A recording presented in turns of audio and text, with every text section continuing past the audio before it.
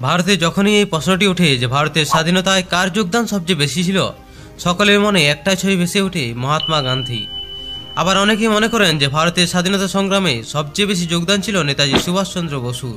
মহাত্মা গান্ধী এবং নেতাজি সুভাষচন্দ্র বসু দুজনেই ছিলেন ভারতের স্বাধীনতা সংগ্রামে দুজন গুরুত্বপূর্ণ ব্যক্তি, কিন্তু তাদেরকে নিয়ে সাধারণ মানুষের মনে অনেক প্রশ্ন জাগে। তাদের মধ্যে কি কোনো মতভেদ ছিল? তাদের দুজনের বিচারধারা কিরকম ছিল? তাই এগুলি নিয়ে আলোচনা করব আজকের এই ভিডিওতে। তাই ভিডিওটি অবশ্যই শেষ পর্যন্ত দেখুন।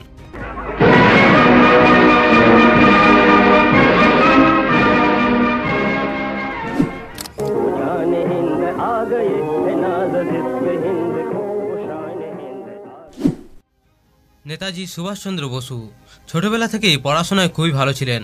ফলে তিনি সে সময় সুনামধন্য কলেজ প্রেসিডেন্সি কলেজ অফ ক্যালকাটাতে পড়ার সুযোগ পান এবং সেখানে পড়ার সময় 1916 সালে তার সাথে একটি ঘটনা ঘটে যায়।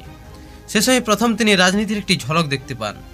আসলে এই ঘটনাটি হলো, এই কলেজে যিনি ইতিহাসের শিক্ষক ছিলেন প্রফেসর E.F. অটেন, তিনি ভারতীয় ছাত্রদের একদমই দেখতে পারতেন না, তাদের সাথে প্রায় খারাপ ব্যবহার করতেন।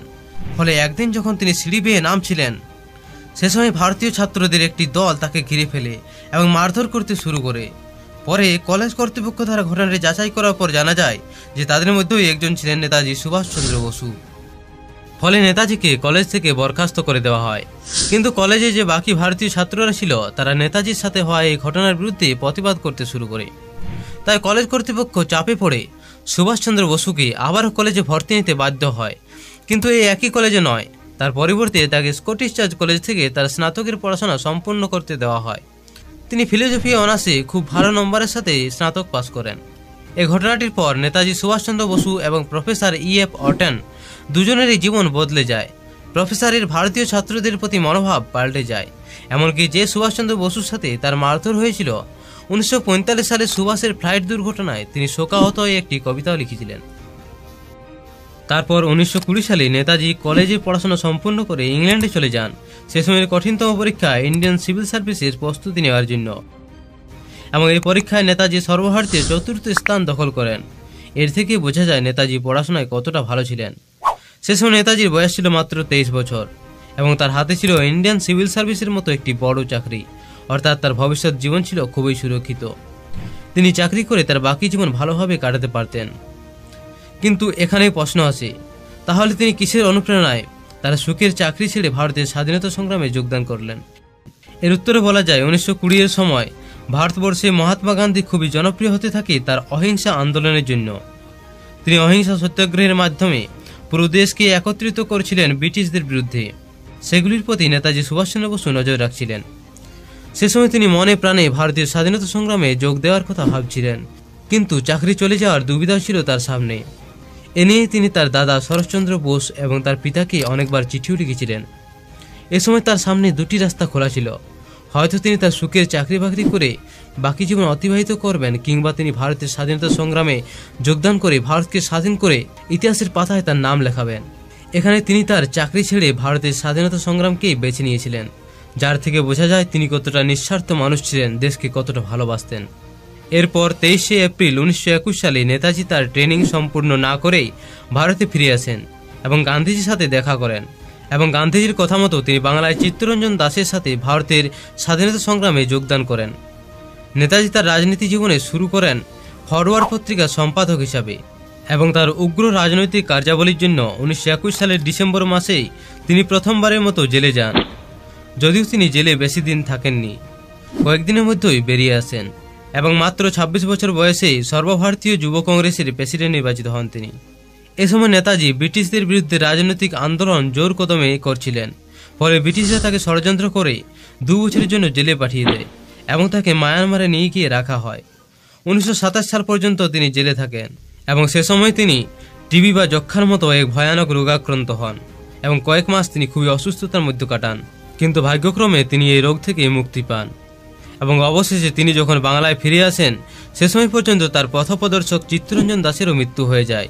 ফলে তাকে বেঙ্গল কংগ্রেসের প্রেসিডেন্ট বানানো হয়। তারপর 1930 সালের সময়কালে তিনি তার অনেকটা সময় ইউরোপের দেশগুলিতে কাটান। সে সময় তিনি একটি বই লেখেন দ্য ইন্ডিয়ান স্ট্রাগল নামে, যেখানে 1920 সাল থেকে 1934 সাল পর্যন্ত স্বাধীনতার জন্য ভারতের সংঘর্ষকে দেখানো হয়। এই সময় কংগ্রেসের প্রধান দুজন যুবনেতা ছিলেন নেতাজি সুভাষচন্দ্র বসু এবং পণ্ডিত জওহরলাল নেহরু। এরপর 1938 সালে নেতাজি সুভাষচন্দ্র বসু কংগ্রেসের প্রেসিডেন্ট নির্বাচিত হন। এ সময় নেতাজি ইংরেজদের স্পষ্ট ভাষায় জানিয়েছিলেন যে এবার তারা ভারত ছেড়ে না গেলে খুবই ভয়ঙ্কর সংঘর্ষ হবে। কিন্তু মহাত্মা গান্ধী এবং তার অনুগামীরা এর বিরুদ্ধে ছিলেন। তারাও চাইতেন যে ভারত স্বাধীন হোক, কিন্তু হিংসার মাধ্যমে নয়, অহিংসার মাধ্যমে। তাই এই নিয়ে তাদের মধ্যে একটি ছোট্ট মতভেদ হয়। এরপর 1939 সালে কংগ্রেসের প্রেসিডেন্ট নির্বাচনে গান্ধীজি চাইতেন না যে নেতাজি আবারও কংগ্রেসের প্রেসিডেন্ট নির্বাচিত হোক। তিনি প্রেসিডেন্টের পদ থেকে নেতাজিকে হাঁটানোর কথাও বলেন। স্বাভাবিকভাবেই গান্ধীবাদী কংগ্রেস নেতারাও তার সপক্ষে যুক্তিও দেখান। এই সময় নেতাজির পাশে কেউ ছিল না তেমনটা নয়। রবীন্দ্রনাথ ঠাকুর নেতাজির প্রেসিডেন্ট থাকার পক্ষে চিঠিও লেখেন গান্ধীজিকে। এটিতে গেল যুক্তি অযুক্তির কথা, কিন্তু নির্বাচনের ফলাফল কি হয়েছিল? এখানে নেতাজি গান্ধীজি মনোনীত প্রার্থী অন্ধ্রপ্রদেশ নাগরিক পট্টবি সীতারামায়াকে 199টি ভোটে পরাজিত করেন, যেটি স্বাভাবিকভাবেই গান্ধীজির মনের মতো হয়নি। নেতাজি আবারও কংগ্রেসের প্রেসিডেন্ট পদে নির্বাচিত হন এবং এখানেই দেখা যায় রাজনীতির আরেক ঝলক। এখানে নেতাজিকে বলা হয় যে সমস্ত সদস্যদের নির্বাচন করা হবে গান্ধীজির মতানুযায়ী, অর্থাৎ নেতাজি প্রেসিডেন্ট হওয়া সত্ত্বেও কোনো সদস্যদের নির্বাচন করতে পারবেন না। এবং এই সময়ের মধ্যেই নেতাজি এবং সর্দার বল্লভভাই প্যাটেলের মধ্যে একটি কোর্ট কেস শুরু হয়ে যায়, যেটি নেতাজির জন্য খুবই চিন্তার কারণ হয়ে দাঁড়ায়। এবং কংগ্রেসে গান্ধী নির্বাচিত গান্ধীবাদী সদস্যরা নেতাজির সাথে কাজ করতে মানা করে দেয়। ফলে নেতাজির কাছে একটাই রাস্তা ছিল কংগ্রেস ত্যাগ করা, এবং অবশেষে তিনি কংগ্রেস ত্যাগ করেন এবং 1939 সালে 22 জুন প্রতিষ্ঠা করেন সর্বভারতীয় ফরওয়ার্ড ব্লক। কিন্তু এত সব হয়ে যাওয়ার পরও নেতাজি এবং গান্ধীজির মধ্যে একে অপরের জন্য অনেক সম্মান ছিল।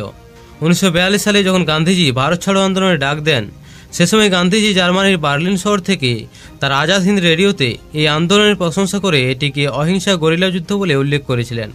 এখানেই আপনাদের মনে প্রশ্ন আসতে পারে যে গান্ধীজির সাথে নেতাজির এত মতভেদ থাকা সত্ত্বেও তার আন্দোলনে এত প্রশংসা করেছেন কেন?